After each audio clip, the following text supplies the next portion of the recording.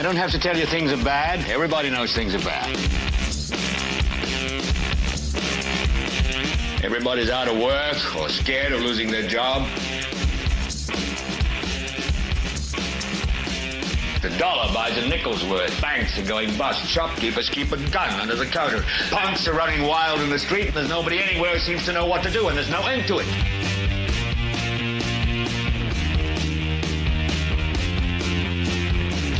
The air is unfit to breathe, and our food is unfit to eat. And we sit watching our TVs while some local newscaster tells us that today we had 15 homicides and 63 violent crimes, as if that's the way it's supposed to be. We know things are bad, worse than bad. It's like everything everywhere is going crazy, so we don't go out anymore.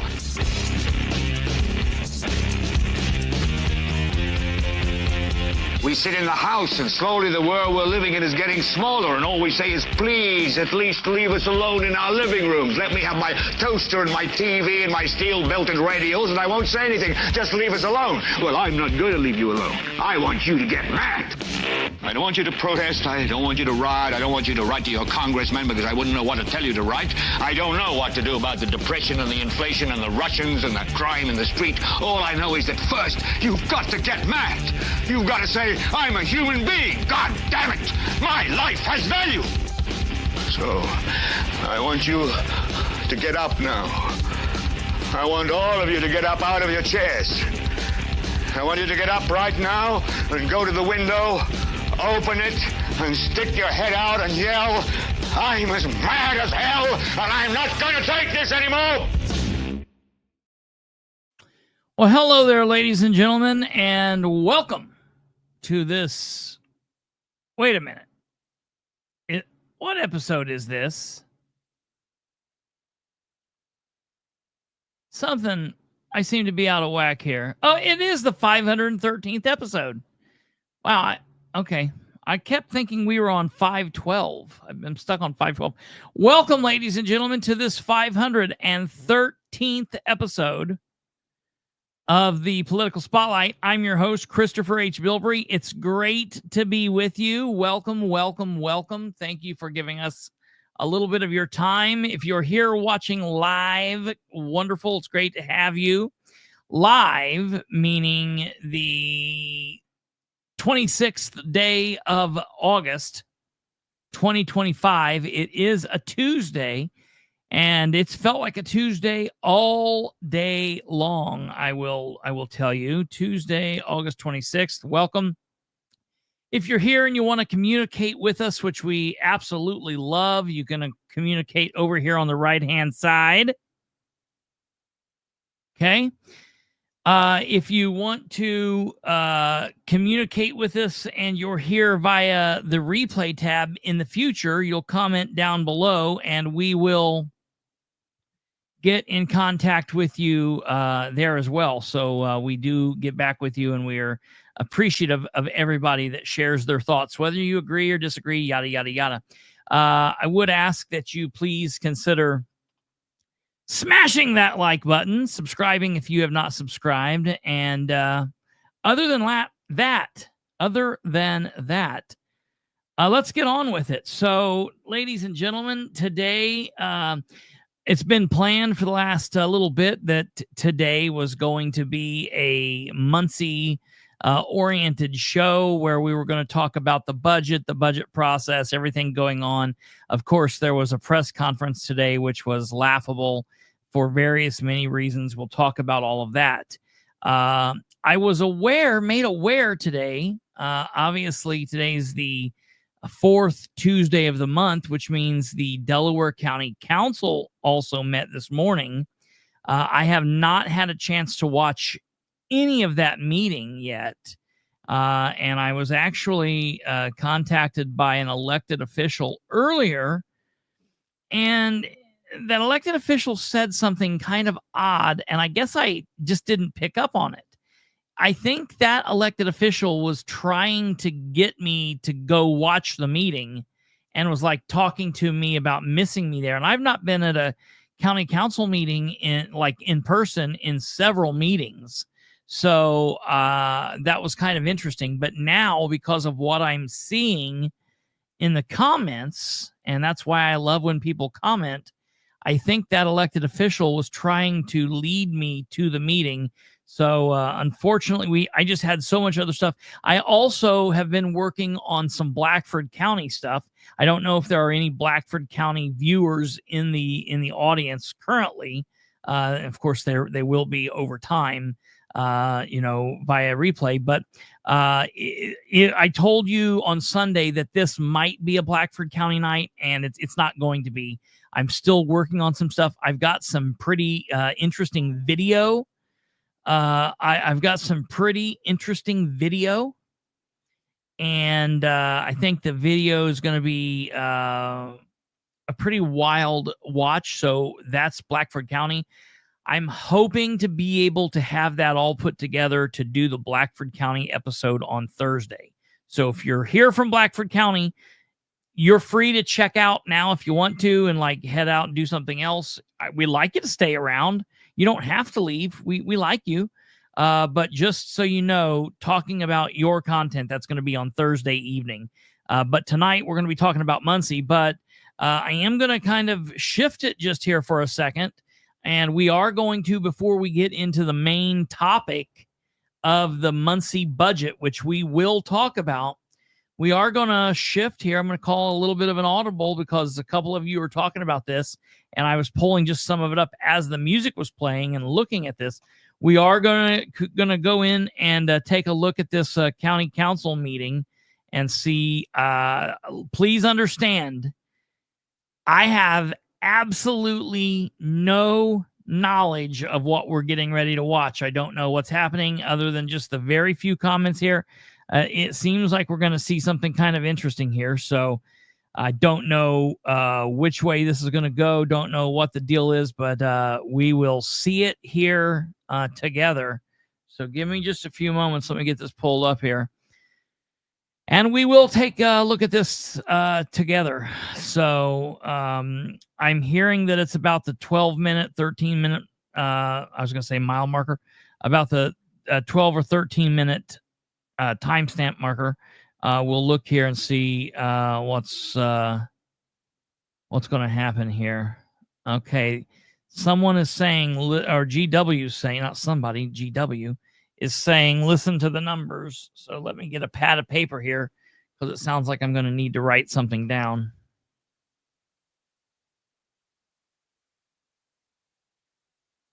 And the pen. Well, thank you, pen holder. Okay, here we go. Don't know what we're watching, and I don't know what we're doing, but we will see together. Moving on to the commissioners. Elizabeth? 153 commissioners, 341 liability insurance, 652,000. Back this up a little bit. It's the medications that are just all over the board. Okay. You could break that down, how you have. We're at the that 12-minute. Services, so we kind of can What write each it in our one is. book and go back and refer to it, that we Right. understand better. If it's gonna be, because we streamlined everything, I get that. But if there's anyone else that has something similar coming in budget, if you have that breakdown for us, that you could help us understand, we can write that in a book and keep that for ourselves. That might be a good way for us to track Yep. independently. Which I do OpenGov, have that. that breakdown is It will available. be there. Oh, It it is is. available Well, if Yep, they the put it department in. do it. I do believe she put hers I in. did. That's I lovely. broke every bit of it down. So yes, you have the mass amount, but then each individual section Okay, of what they are. perfect. Thank you. Mm-hmm. Any further questions for Nancy? All right, hearing none, roll call. Ms. Flanagan. Yes. Hughes. Yes. Ms. Cantz. Yes. Ms. Mokel. Yes. Ms. Cookout. Yes. Ms. Piper. Yes. Schwed. Yes. Thank you. Thank you, Nancy. All right, moving on to the commissioners. Elizabeth?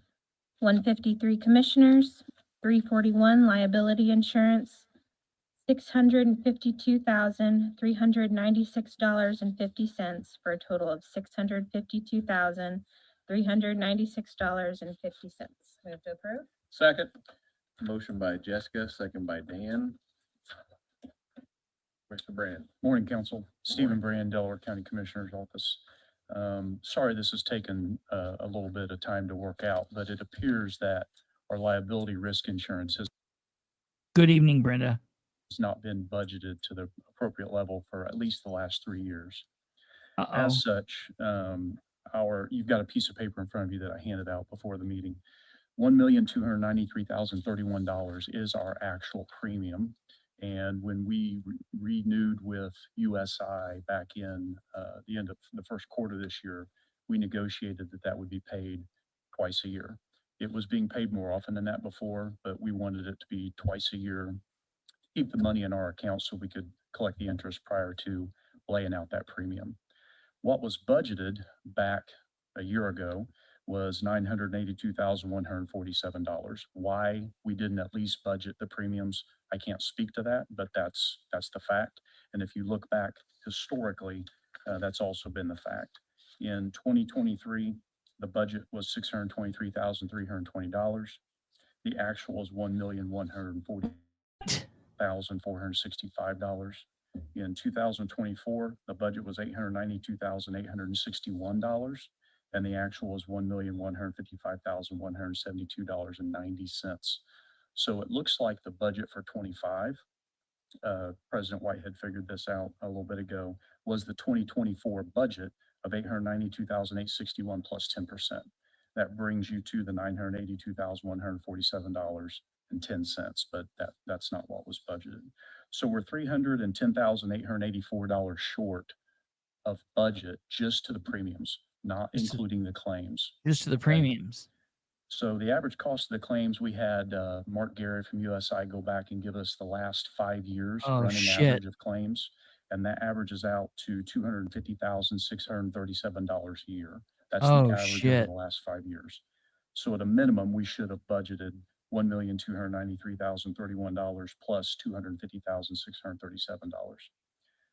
In addition, we've already received some bills this year, and we were short in the budget line item, so we've moved $83,000 from, I believe, about a half a dozen other line items to pay for this. They were within the commissioner's budget, so that was moved. So to make the budget whole plus the anticipated $250,000, we would need $644,521 in additional appropriation. So what's due immediately is we have a bill that's due by September 1st, and that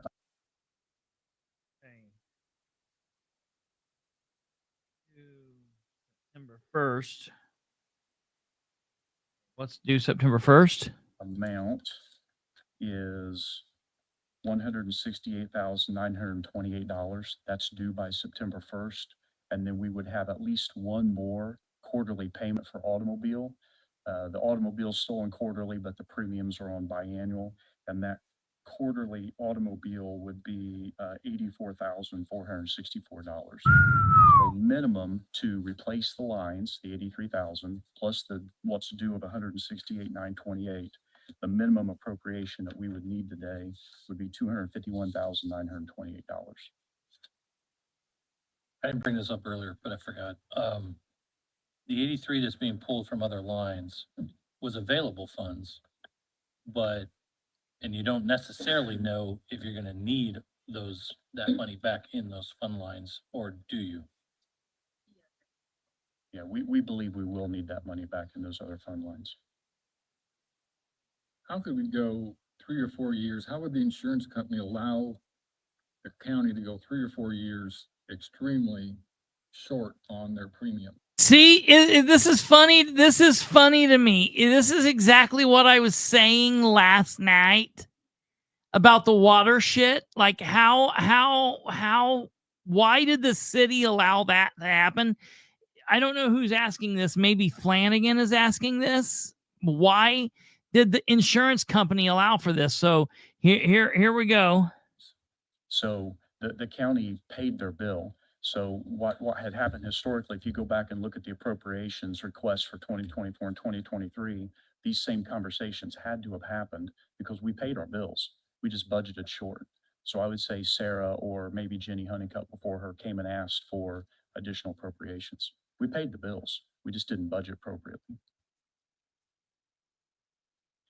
To be sure, we did appropriate what was asked.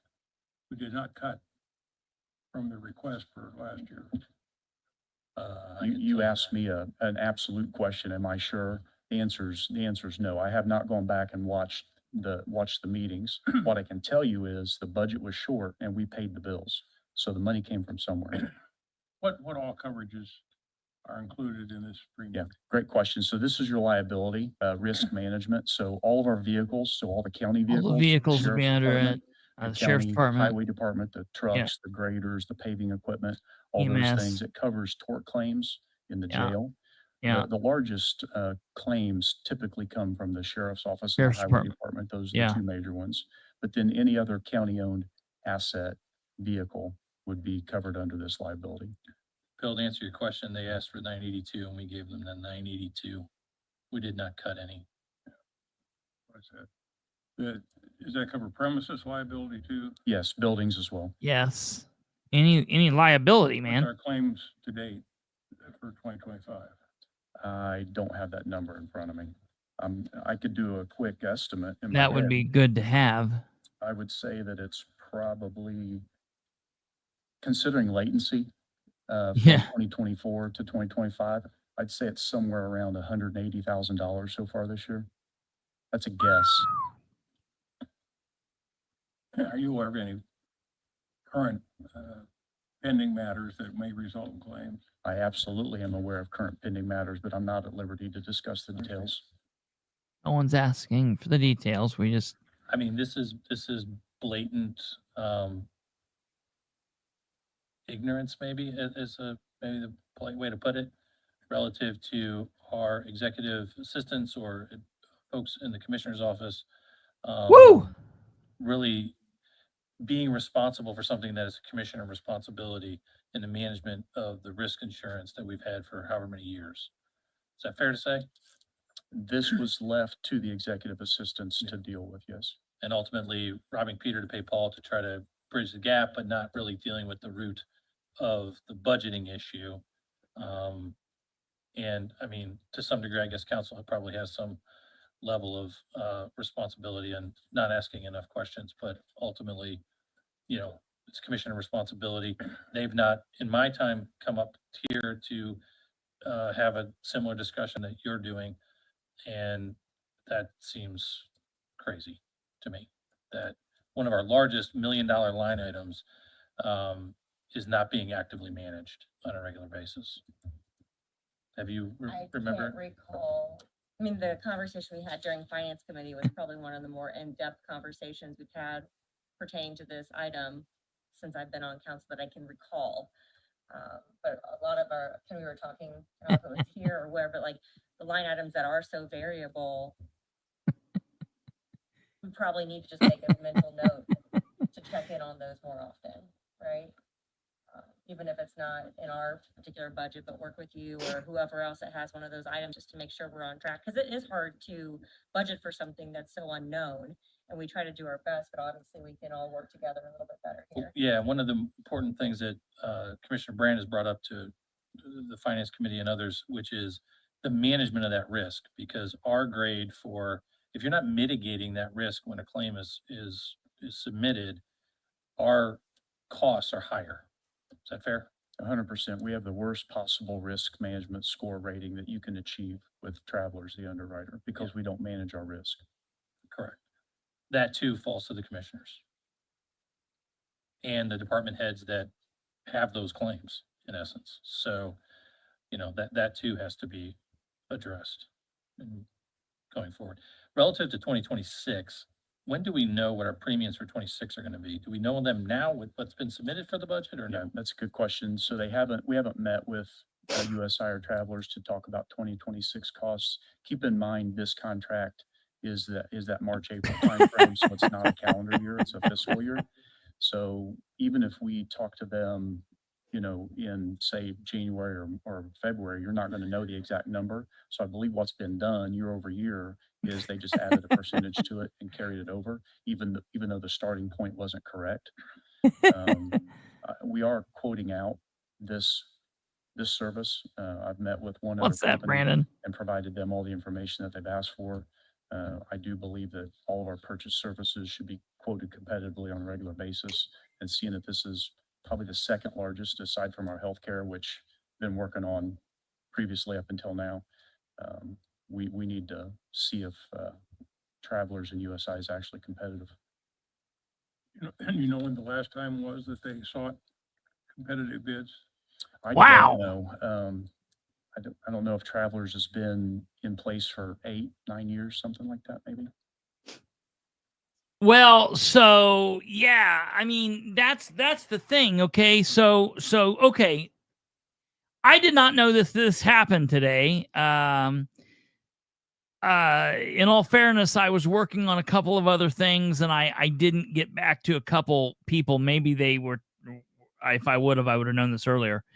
But I normally wouldn't watch this meeting until after tonight's show. That's just, I don't, unless something big is going on, I don't watch the county council as it's happening. I always watch it later.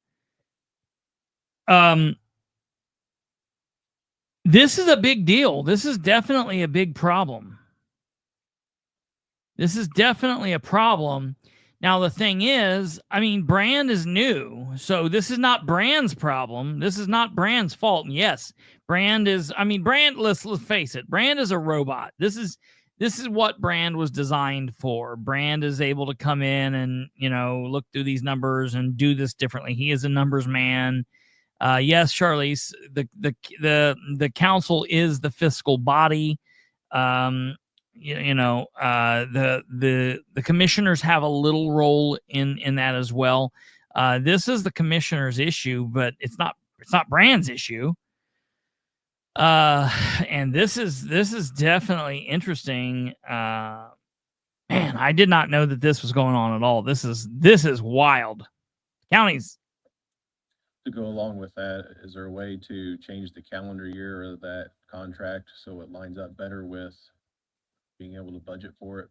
Absolutely. You don't get what you deserve in this life. You get what you negotiate. So we pay them. If we tell them we want it whatever month to start, that's when it'll start. If that's what the council wants, that's what I'll tell them. It's got to start with the calendar year. I think it would make it easier for budgeting if we were able to do that. No problem. Further questions for Stephen Yes, on this? GW. Looking down at your sheet on the minimum required today, start with the 251,928, and then you also have the fourth quarter auto premium, 84,464. So now we're up to 336. You say there will be additional claims. There will absolutely be additional claims. I just can't predict them. It depends on when they're settled, how much they're settled for, et cetera. The 84,464, Councilman Hughes, we could come back at a later date to do that once we get that invoice. We don't have that invoice in our hand right now, but the 251,928 is the minimum necessary for today because 168,928's invoice is due September 1st. 168, 128. Mr. Hughes, do you have a suggestion on a new number?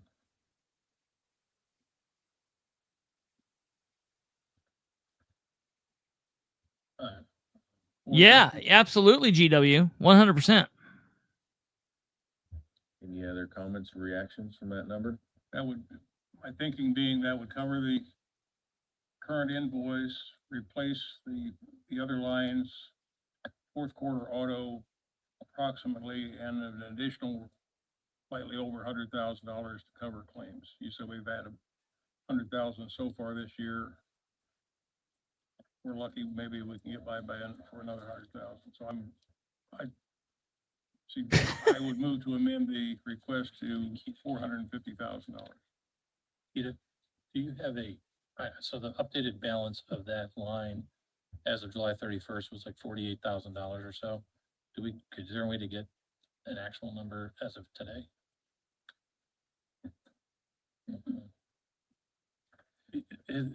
Has there been any, Stephen or Jenna, has there been any claims? Matt, before there's any additional discussion, there's been a motion put on the table, so there either needs to be a second or.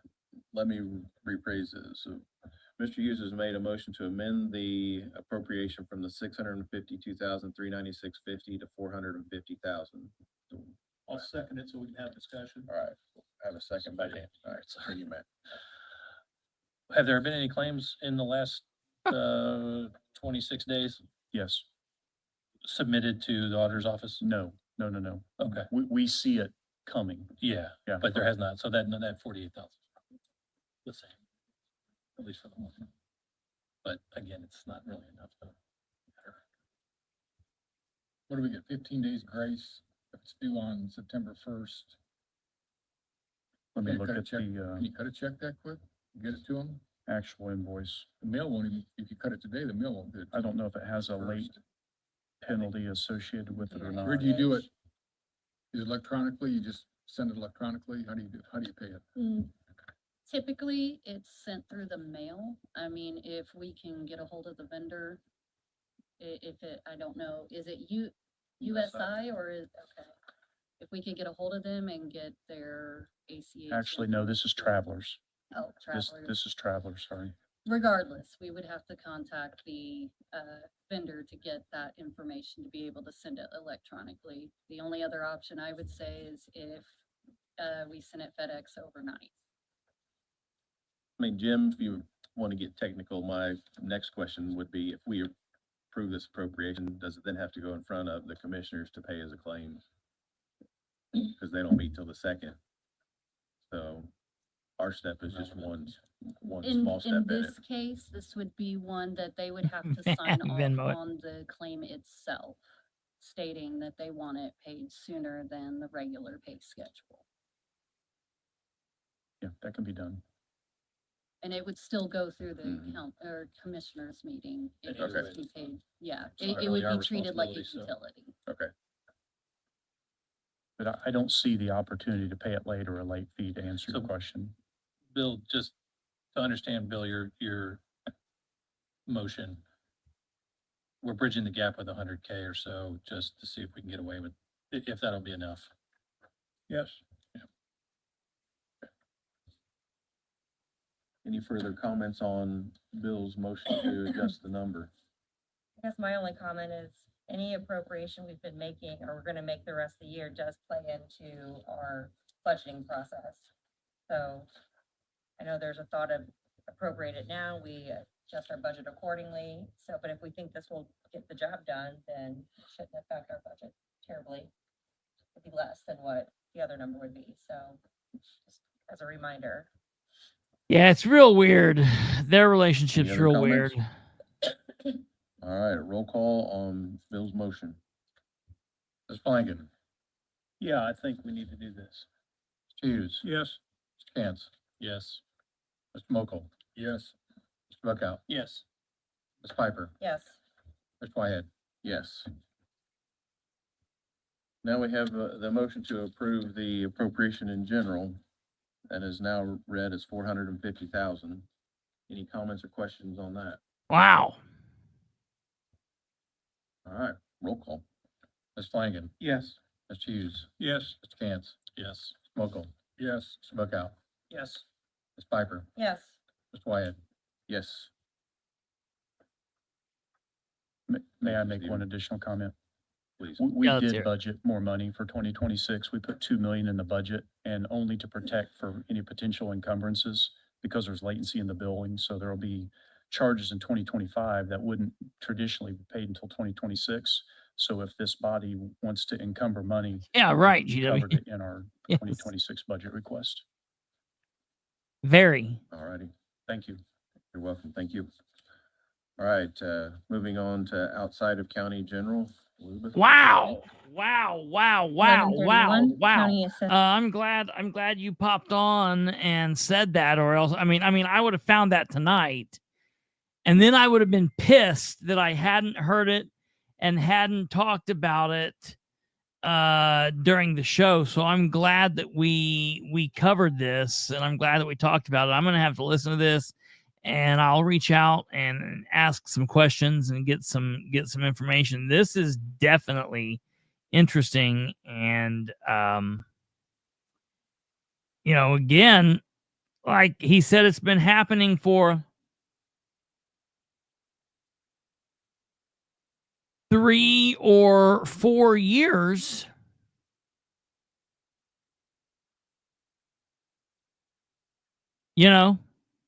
We all know who was at the helm during that time.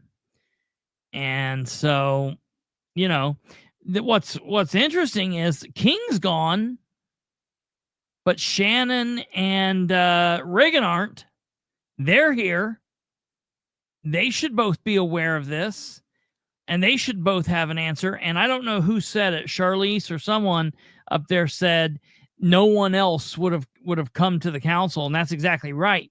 You see, well, I can't tell. We can't see the audience, so I don't know if Shannon isn't here somewhere, but I can take a guess he's not. I bet he's not, you know.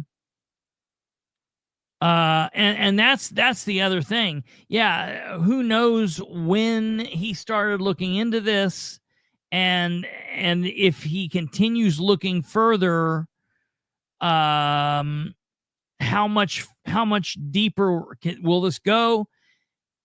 How many other problems like this are out there that we just don't know? See, I've heard, and I've never asked him, I should ask him, but I've heard that Brand has like a whiteboard of like 100 problems, 100 issues, and he wants to get all of those 100 issues done. Like, I don't know what the actual breakdown is. I don't know if it's like he wants to get all 100 done in his first 4 years, but he has like a top 20 or 25 priority that he wants to get done like in the first year or something like that. You know, I don't know exactly what that is, but yeah, I mean, he is turning over stones, and he is looking for things, and for all of the issues that people have, this or here, that with Brand, like I said, number one, first and foremost, he's not James King. He's not James King. So that's a plus straight out of the gate. Number two, first of all, you're not going to agree, as I say all the time, you're not going to agree 100% with everybody. It's okay to have disagreements and to not like this or that, but when the person is doing a damn good job in a lot of other places, you know, this is why Brand is where he's at. And I will take it. So I will reach out and talk to them more and get some information. I'll go back and watch this. I really need to go back and watch it again. I thought they didn't have any money. Well, yeah, I mean, it's real close. You know, it's going to be interesting. It's going to be interesting. And GW, you're right. You know, he's looking into the spending, and that's the truth, because, you know, I'll tell you, and I know that people aren't going to like what I'm going to say, but the only person that looked into spending prior to Kantz was Ryan Webb. And as a counselor, he didn't have the ability to uncover as many areas and many stones as Kantz does as commissioner. So it's good thing having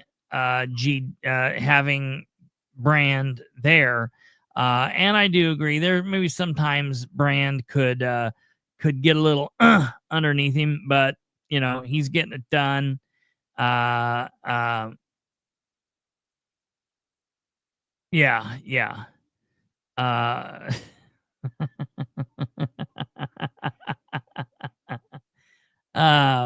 No, you're right, GW. There is not, I can't remember another. I mean, there's not been, I'll be willing to say this. We haven't had another commissioner in a long time that's done as much as Brand has done in these 8 months, probably in the entire time they were there. Most people, commissioner is technically looked at as like a part-time gig, but it's not. It is a full-time gig. These people need to treat it as such, but nobody ever has, really. Brand is treating it like a full-time gig with mandatory overtime, 7 days a week, 24 hours a day. He is really doing a big thing. So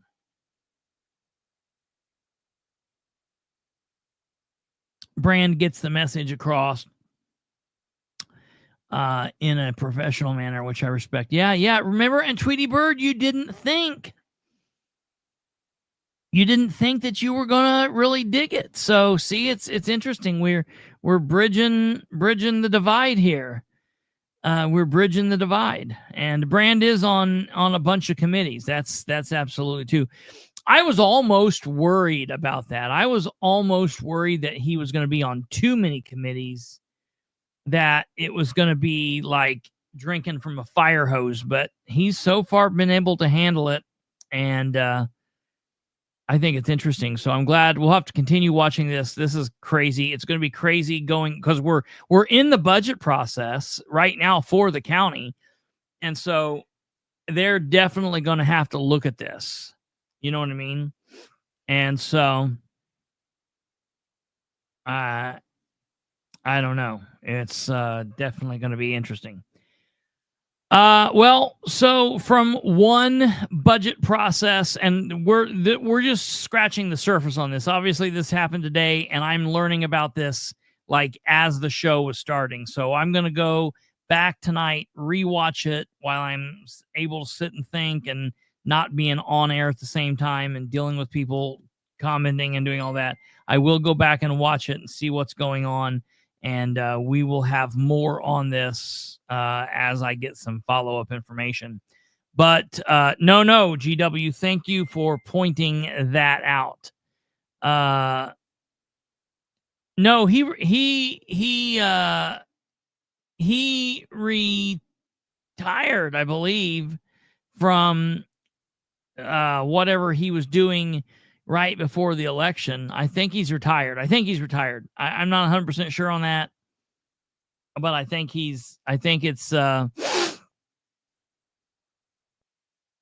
think that it's just done. Yeah, and I know that he's up there more. I think this was the big issue. I'll watch the whole meeting and really take some notes and kind of take some time to take it in, and we will talk about this more. So Jackie, that's funny because you mentioned last night in a comment that you were glad, and a lot of people said, hey, we couldn't find this information anywhere else out about the city. I knew it about the city. I've heard about when the counties are, but I'm not 100% sure. I think they're going to start up in September. I think maybe next week or the week following.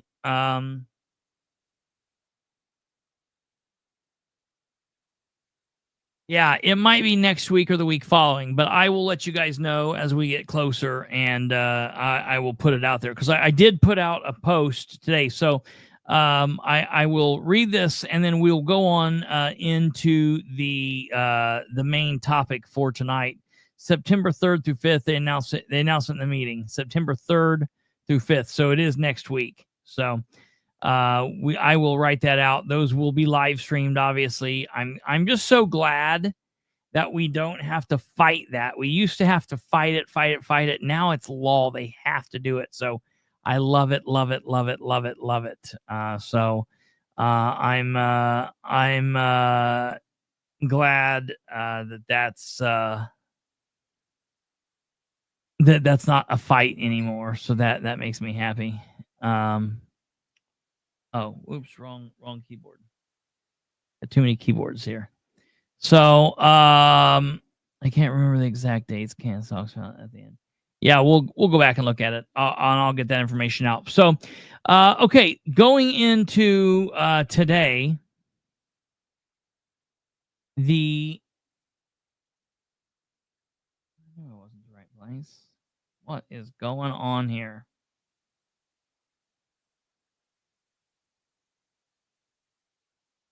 Okay. So going into today, we had a press conference that we found out about last night. I posted Muncie Mayor Dan Ridenour and his administration will hold a press conference today. Happened this afternoon, Tuesday, August 26, 2025 at 3 p.m. to unveil his proposed draft of the 2026 budget. The 2026 draft budget will be presented to the Muncie City Council for introduction on Monday, September 8th, 2025 at 7 p.m. There will be a public hearing prior, just before the meeting, at like 6:45 or 6:30, depending on what time they make it.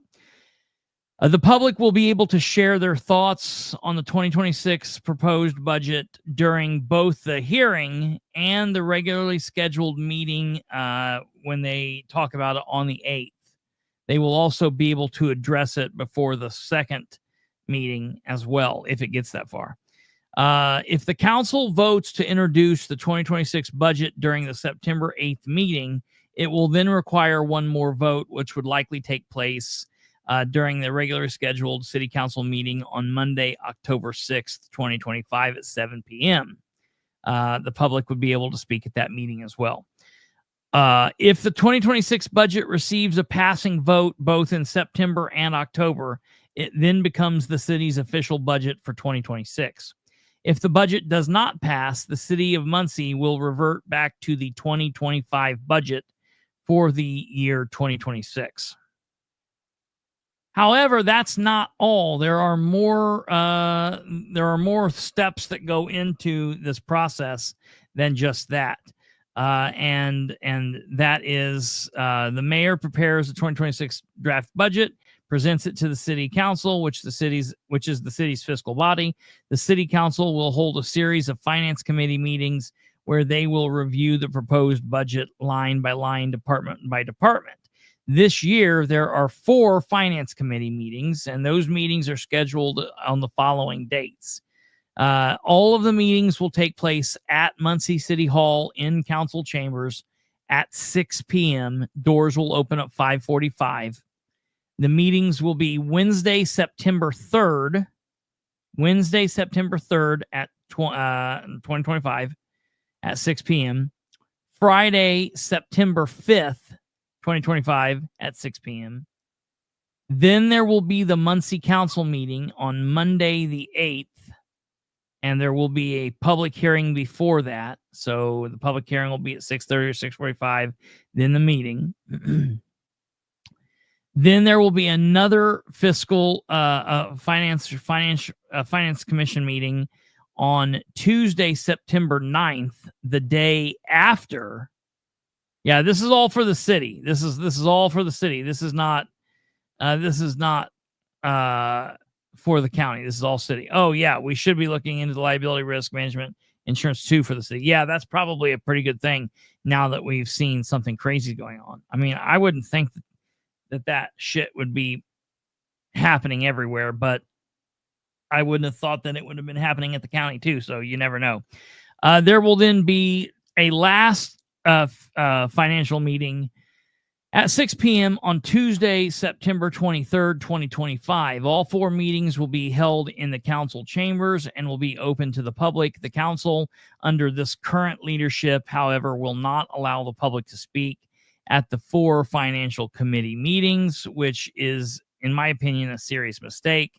But as we say, politicians very rarely have common sense. They aren't capable of actual public service because they aren't people, you know. So that brings the actual timeline with the press conference, the financial committee meetings, and the 2 council meetings to look like this. Press conference today, it's over. Then the fiscal committee meeting 1 on September 3rd, the second one on September 5th, the council meeting and public hearing on September 8th, fiscal meeting number 3 on September 9th, fiscal meeting number 4 on September 23rd, and then the second council meeting will be on October 6th. So that's that, and we'll keep putting that information out there. The city will live stream it. We will post them all. It'll be on our social media. If you want to follow the actual meetings, you'll want to follow on our social media, Facebook and Twitter, the 2 Facebook accounts and the Twitter. And then if you want to hear highlights and commentary, then you want to watch all of our shows in connection. Okay, so I guess probably the best place to start, and first and foremost, I'm hearing a lot of people complaining about how this all came forward. And I will tell you, there are, well, tomorrow's Wednesday. So as of tomorrow, there's a week until the first finance meeting. So they should start putting that information out quickly. As far as the press conference, this is the first time the mayor has done a press conference announcing the budget. I don't understand why he did this. It's nonsensical. It's theatrics. It's dramatic. It's nonsense. And specifically because of how it went off. So straight off the bat, we're going to watch this because it's not long and there's not much first press conference without tears. He's actually done a couple other press conferences where he's not cried, but I'll say this. I think it's been the first press conference since the tears. So we can say that. Okay, what we'll do is we're going to go ahead and we're going to watch the press conference. It was a doozy, and we'll go from there. Stand by. Wow, that seems loud. Is that loud to you guys? No? Perfect. I tell you, we're thrilled that I think Donnie had a conversation and they've stopped a little bit of the work over there. It has been loud all day. They typically stop somewhere around 3. But I want to thank you all for being here today. I wanted to touch base on the 2026 budget for the city of Muncie. I'm going to start by saying our biggest challenge is Senate Bill 1. I think most everybody knows what it is. It is to bring tax relief to citizens. And I will tell you that I was very happily handed a sheet of paper from the state stating that Muncie's revenues were going to go up $1.7 million in 2026. And I am good enough with math to know that if you're giving people tax reduction, that we're not going to go up in revenue. The actual figure is considerably different than that. We have had preliminary figures, and now we have moved to where we've received some that are what we're allowed to put in the budget. And so I'm going to kind of go through those. We do have, I guess she's already passing them out. I was going to run through some of these. And I just want to give you an idea for Sentinel 1. In 2025, our Muncie property tax revenues were $18.384 million. For 2026, it's going to be $17.129 million. It's a 6.6% drop. But it also impacts other agencies. There are many agencies within the city that use property tax revenue. The fire pension, for example, is going from $1.041 million to $985,000, a 5% plus drop. The pension, police pension fund is going from 1.5 million to 1.4 million, which is an 8.35% drop. Parks Department is going from 1.467 in property tax revenue to 1.374, which is a 6.34% drop. And Beech Grove is going from 389,000 in property tax revenues to 365,000 and change.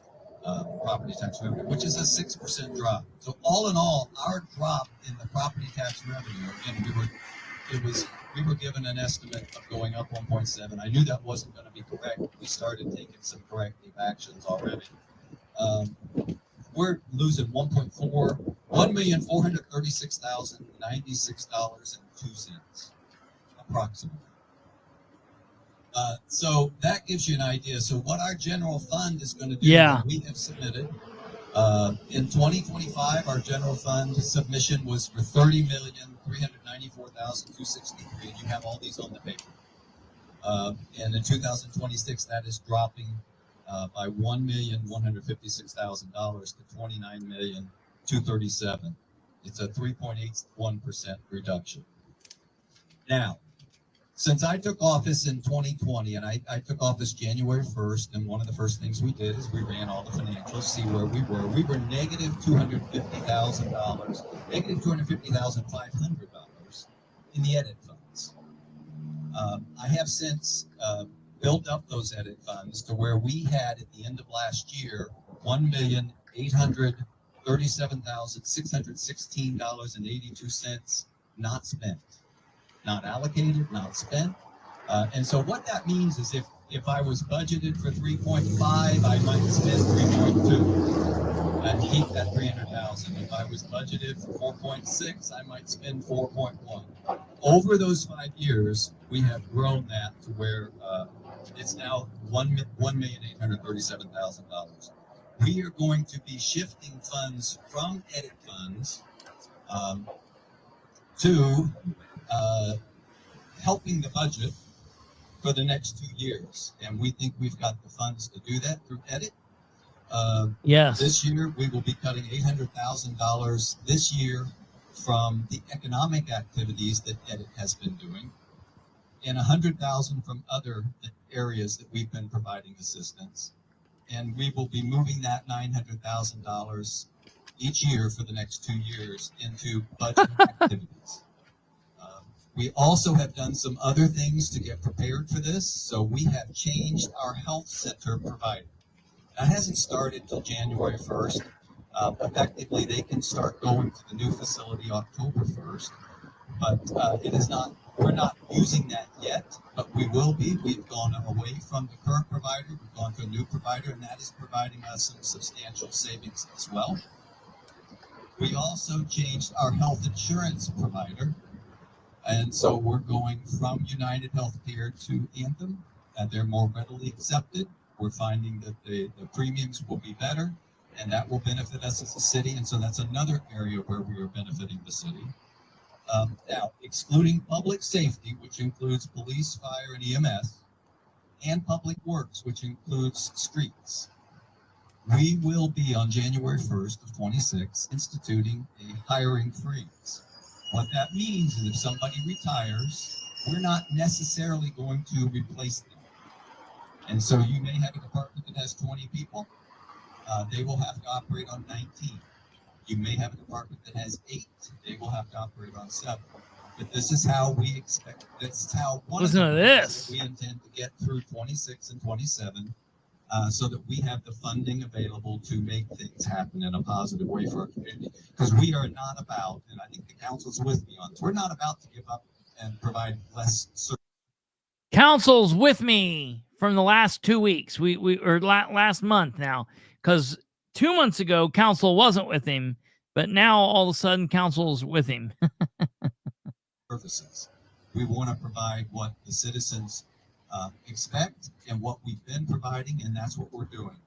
Financially, a lot of that's coming from edit, but there are other savings in here, and another way that we can build up funds again for the end of 26 will be to do that hiring freeze. But it will not impact police, it will not impact fire, it will not impact EMS, and it will not impact the streets. Those are far more important to what we're trying to do for our city. Why are we videoing in long? That's weird. First of all, why are we so far away? That's weird. I think we have some great momentum in all 3 of those areas, all 4 of those areas, and we want to make sure that that continues. We are going to be reconsidering everything. We are going to be looking at ways to save funds. We're going to re-examine all contracts. We're going to see what readjustments can be made on any and all of those. And all of these.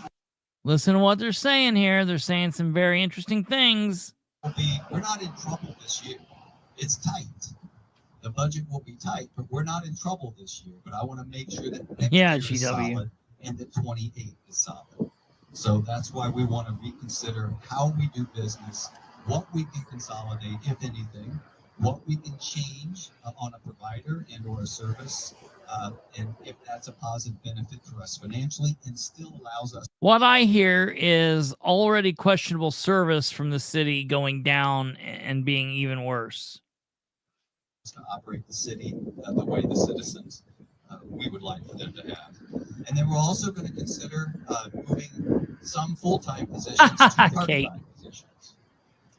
And this will allow us, depending on how the ordinances are written, this allows us Yeah. to pay some people who are maybe only working 20 hours a GW. week what the pay says that they currently receive, but they won't have benefits.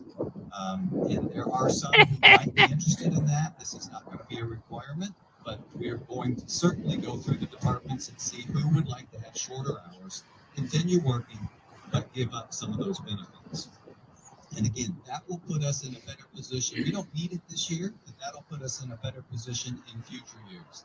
We try and look forward. That's why we were able to save $1.8 million over the last 5 years since I've been here in edit, because I know, if nothing else, I am a saver. I'm frugal, and I do put money away, both in my personal life and obviously you can see now with city funds. And we've also not done a lot of borrowing. So that's basically it. I will, I know it's a lot of numbers. For me, that's exciting. For others, that may not be nearly as exciting, but I'm a numbers guy. But that's the situation. Senate Bill 1 has created this, not just for us, but for others. But we also understand the purpose. And we understand that it's our responsibility to deal with what's dealt to us. And that's how we intend to do it in 2026, in 2027, and beyond. So I would open it up. Amber's going to take questions. Anybody who's with the press. Now, I want you to listen to this. This is hilarious.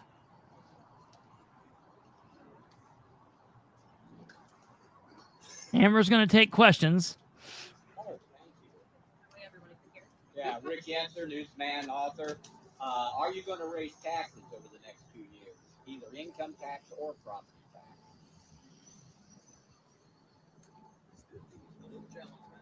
Well, that's okay, because my voice will resonate over that.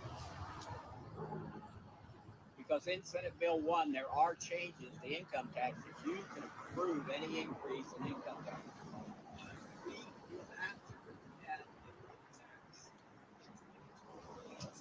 28.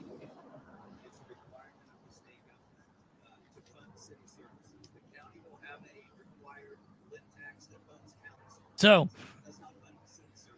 you might be wondering what's going on. Dan's talking. We just can't hear him. Because amazingly, right when we get to the question and answer section, his microphone quits working. As I understand the law, city, county, and Yorktown can now approve their own taxes, kind of like what Yorktown did last week with the excise tax. That's your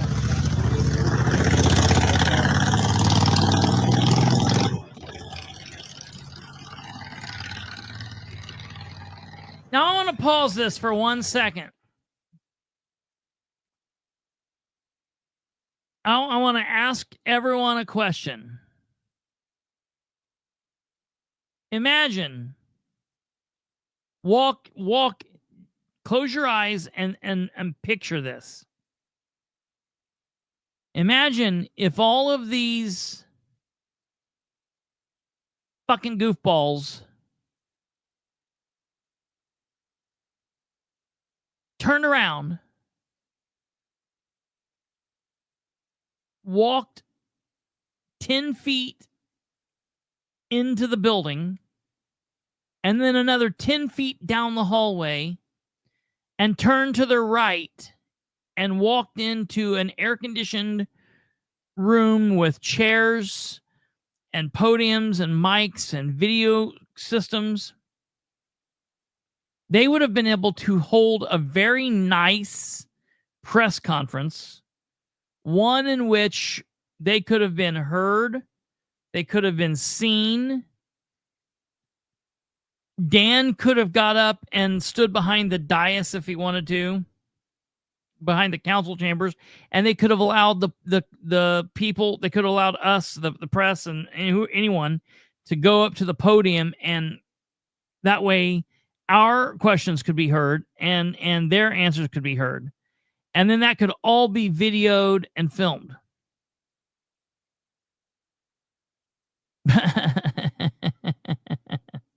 Yeah.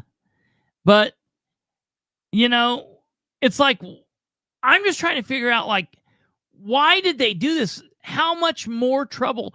Who had to carry the podium down from the 3rd floor?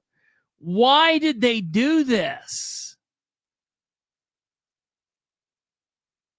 This is nuts. Whose idea was this? And for what reason? Right.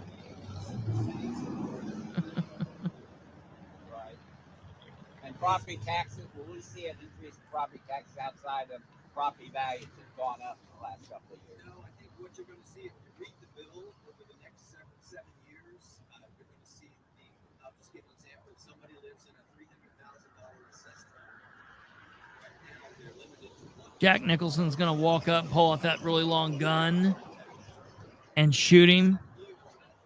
You know, like in Batman.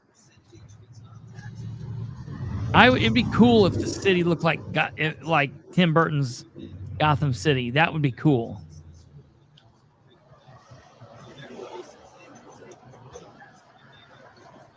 Well, this is a joke. He's out there talking.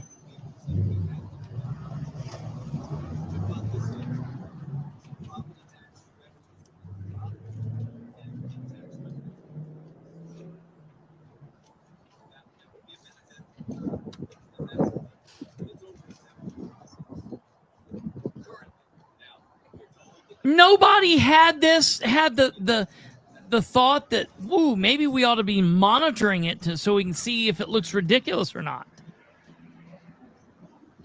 Cameron Grubbs be engaged. Just out of curiosity, with so many challenges ahead for the budget and everything like that, I noticed that on the gateway that nothing was filed until late yesterday. Do you feel like that's a good thing to do versus,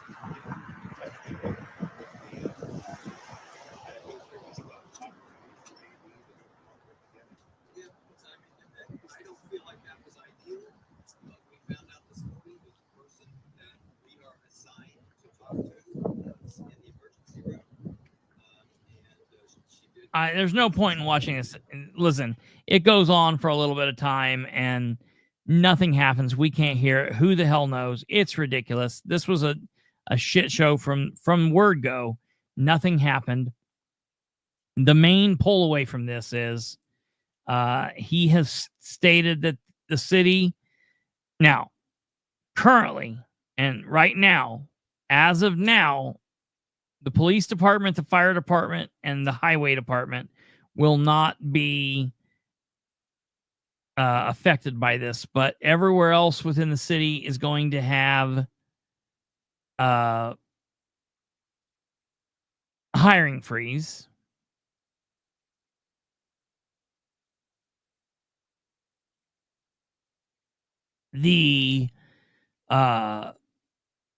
They've changed the city workers' health health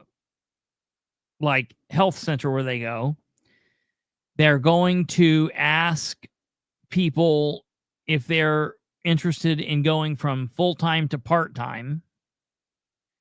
And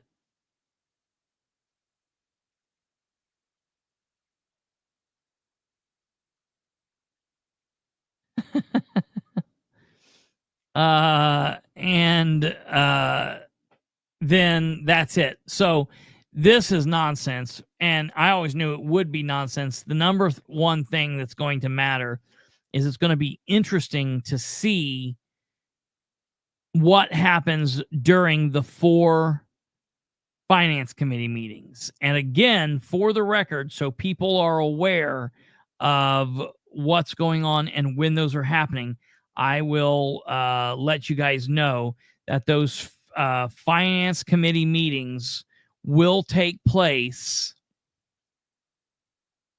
on Wednesday, the 3rd of September, Friday, September 5th, Tuesday, September 9th, and Tuesday, September 23rd. Okay. Those will be the 4 finance committee meetings. They will take place in City Hall, in council chambers. That's when they will go through the budget department by department, line item by line item. And that will be very big. Now, one thing that I want to bring to everyone's attention, and something that, I mean, obviously I'm going to be watching this. I'm going to be watching Delaware County's budget process very, very closely, because that's, it's going to be very important to watch it.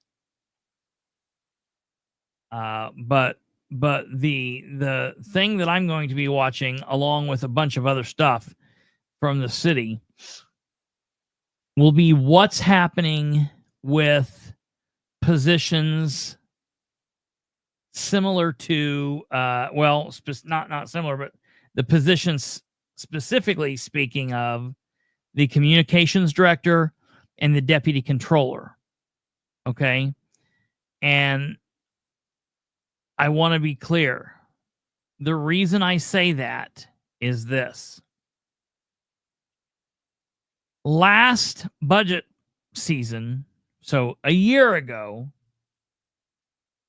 the council, and listen to this, this is very important to everybody from the city of Muncie. If you live, work, or play in city of Muncie, this is important.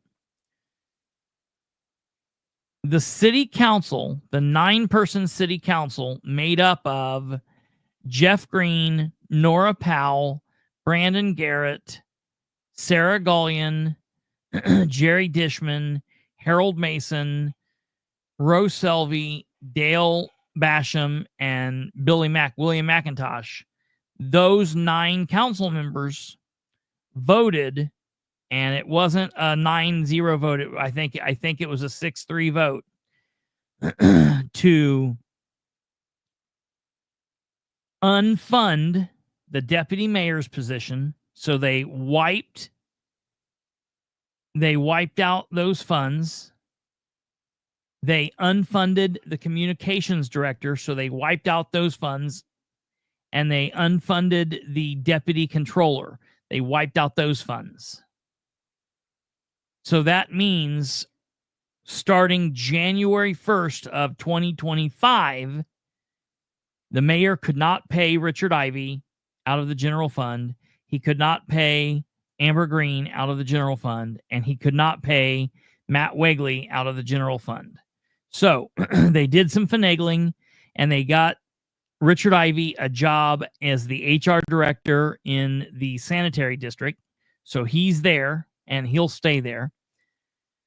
Amber Green and Matt Wegley stayed on in their positions. They no longer were paid benefits, but their salaries were then paid out of the mayor's edit fund. So instead of being paid out of the general fund, he paid them with edit money. Well, ladies and gentlemen, I'm telling you right here, right now, and you can take this to the bank. This is absolutely 100% breaking news. I'm hearing that the mayor has refunded Amber's position, and he has refunded the deputy controller's position. So he has put money back in those positions. Now, in order to do that, the council has to vote to agree to that. I've been told by several sources throughout City Hall that that is a done deal. The council will refund the communications director and the deputy controller. And what's interesting to me about that is the fact that, again, I told you it was the 9 city councilors, Green, Powell, Garrett, Gullion, Mason, Dishman, Selvey, McIntosh, and Basham. Those 9 counselors. Well, those 9 counselors are still on the council. We have not lost any council members, and we haven't gained any new council members. So we still have the same. Now, I understand that 2 of those counselors have switched sides, and 2 of them have went from being Democrat to being Republican. But those 2 of those people, Dishman and Garrett, they voted to unfund those positions. My question would be, why now would they vote to fund those positions? And listen, I'm not fighting against funding or unfunding those positions one way or another. I don't, to be perfectly honest, I don't think we've ever needed a deputy mayor. I think I've been very vocal that the mayor lied about getting the deputy mayor. He lied about it. He lied to the other council during his first term. He lied openly about it. Once they did that, he lied. He lied to the council. He lied to the people, and he lied about what and who he was going to pick. And they just allowed him to do that. So I'm actually happy that they unfunded the deputy mayor position. And I got to be honest, I like Richard Ivey. I like Ivey as a person. I think he's great. I don't think he needed to be deputy mayor of Muncie. I think the city needs a communications director position. So I'm, and I'm saying this whether it was Amber or anybody, I think the city needs that position. I don't know why they unfunded it other than to just poke and prod. I don't think we need a deputy controller position. So I think they could have got rid of the deputy controller. They could have got rid of the deputy mayor and left the communications director. And I would say that if Amber was there or not there or whatever, it does not matter. The point of the matter is the position's there. But I'm just bringing up their minds changed simply because they went from Democrat to Republican. That means they should not have voted last year. They're going to have to answer why they're flip-flopping. And I'm going to stand up there and demand that those 2 people explain why they are flip-flopping. Because that doesn't make any damn sense. And it won't make sense. So be looking for that. There's going to be a lot of other issues that we're going to have questions on with this budget. I don't like the fact that they are not allowing the public to talk during the fiscal committee meetings. Jeff Robinson always did, and it was never a problem. They were always in and out. There was never a problem doing that. It cut down on the amount of people that needed to speak during the actual public hearings and the council meetings. So, it only makes sense. And these people work for us. They're public servants. They should hear from us. It makes sense to allow the public to speak. So I don't like that. Jackie asked a very good question. Jackie asked, will these city finance committee meetings be live streamed and recorded? And I'm going to tell you what I know as of now. They have to be per state law. They have to be live streamed, they have to be recorded, and they have to be archived. So under state law, they currently have to be. Going back to the county's budget meeting, the way the county does it, when they meet, for 12 hours a day for 4 or 5 days, those have to be by law recorded, live streamed, recorded, and archived. Will they do that? Time will tell. I'll pitch a bitch if they don't, but they have to by state law. So I'm assuming the city will do it because they'll be held in the council chambers room. It won't be very hard. They'll have to schedule it. I will start letting people be known now that has to happen. They've got to get that scheduled. So we won't have an issue with that. But I'm under the opinion currently that will have to happen. So I'll keep you guys posted on that. But I have reached out. Let me look in my email here.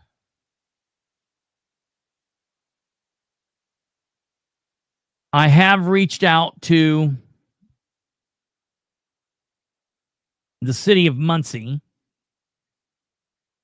I sent a request for the proposal, the budget proposal that Ridenour has presented to the council.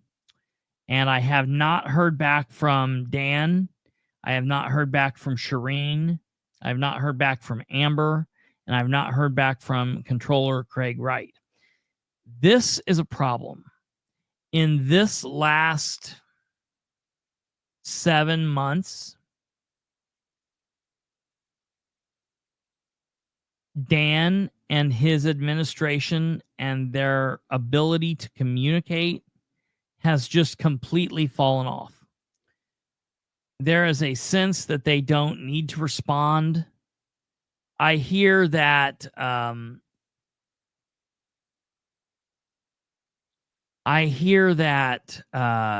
Shireen Wegley and the other lady, Stephanie, in the office routinely won't tell people what their names are. If like you call up there, if you call there and say, hey, I need to do this, and something goes wrong or whatever, and you ask them what their names are, they won't tell you. Like, that's not okay. None of this shit is okay. Again, it's not something that I pulled out of my ass. I didn't make these up. Ridenour ran, he printed up literature. He ran an entire 2 campaigns over the course of 3 years, 2 years the first time and 1 year for the re-election, on improving communication, improving transparency, improving accountability, slowing government down, improving relationships between the city and the county, and putting the best people in place. And he's not done a damn one of those things. I didn't pull out of my ass that he wanted to communicate better than previous administrations. So my question to Dan is, where's the better communication at, bro? When the people in your office think it's okay to be loud and bitchy and mean and rude and won't give people their names, like, what is that? It's just a carryover from how they act on the MRC board, or how they act in the Board of Works meetings, or how you act on the unsafe building hearings. What message are you trying to convey? Whatever it is, we're getting it loud and clear. But I don't like it. It's not acceptable. And I'm going to continue giving you hell for it.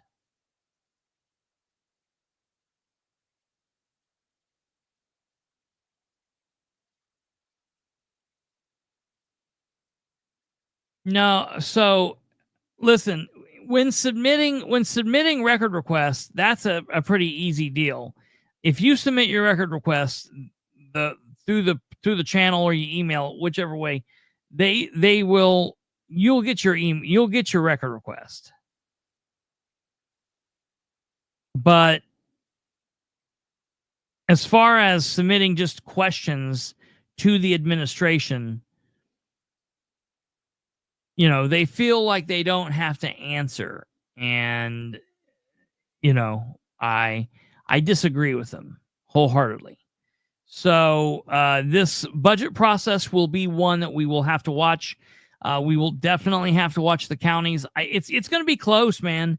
And it's not just going to be the city of Muncie and Delaware County. It's going to be Anderson. It's going to be Madison County. It's going to be Newcastle.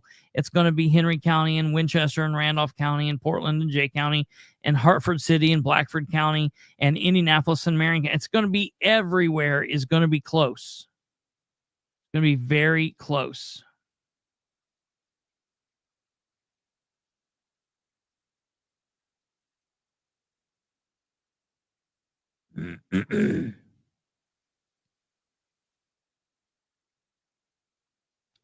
I did submit them, and I didn't get. I don't know what you mean when you didn't get anything. So, how long a period?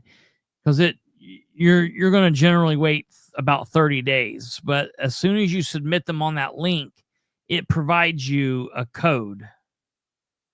That code number, that's your receipt. And then within about 30 days, they give you your records. That's generally how that happens. I'll send you my thing I send out. Is it legal to allocate edit funds to the city's general fund? I have the understanding that edit money were for economic development programs and service. Okay. So when this came up last year, I called the Department of Local Government Finance and the State Board of Accounts, and I asked them. He's not technically redirecting edit money to the general fund. He is cutting checks to pay Amber and cutting checks to pay Matt Wegley what they're owed each week, what they would be paid basically from the general fund if they were getting it from the general fund. And I asked the State Board of Accounts and the Department of Local Government Finance, and both of them said it is legal. Here is something that people need to know, because I agree. So edit money is economic development income tax.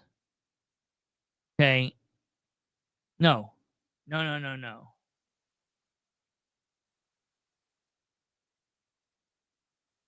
That's what edit money is. Edit money is local income tax.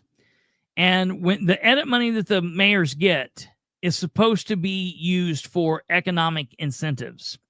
The thing is, long ago, they made the law so broad that the entities that have the edit money, the mayors in cities, the commissioners in counties, and the town councilors in towns, the ones that can use the edit money, they can apply that to anything that will, quote unquote, technically make the community better so that it will spur on economic development. So does that mean giving a construction company $600,000 to help them build an apartment complex? Yes. Does that mean Dan can say, well, having a communications director will help me be, better to communicate with the public, and people will see that and they'll be more willing to move to Muncie? They can basically say that anything will help economic development. So they're allowed to use that basically for whatever they want. I think it's a crock of shit. So does everybody else. It's a slush fund that lets them do whatever they want to do without needing to get approval. And in this case, it is technically legal for them to use it that way, which sucks.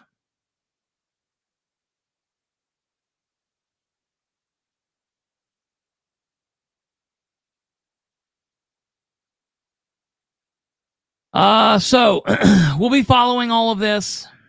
Of course, Brenda says Fox 59 is reporting on the Alexandria situation. As of today, Alexandria was owed $97,000 at the trailer park to get the water turned back on. That is a mess, man. I don't know what they're going to do there. That's an absolute mess. But I don't know. So, all right. We're going to keep our eyes on all of this. I'm going to go and watch the council meeting from the county from start to finish. I'm going to take notes. I'm going to send some information out in emails and try to get some information back, send some questions to people, try to get some information in. We're going to continue following what's going on there. I will find out exactly when the county's budget meetings are going to be held, and I will make a post so people are aware. We will stay on it at both the city level and the county level, as well as everywhere else. If you guys have information, please submit it to me. Tomorrow is the Alexandria meeting. I will be there. We'll talk about that afterwards. We'll have a follow-up on what's going on at that meeting. And then on Thursday, I believe we will have the third episode for Blackford County. GW, you said that Blackford County needed help. I've done 2 episodes on Blackford County. If you haven't watched those, you might be interested in going back. They're both pretty good episodes talking about the situation up there. And just off the top of my mind, it's going to be episode 509 and episode 510. So if you're interested in the Blackford County stuff, episode 509 and 510, and then the episode on Thursday should be about Blackford County. So that's where we're at. Tomorrow I'll be up in Alexandria, and then tomorrow night we'll talk about the craziness in the Alexandria meeting.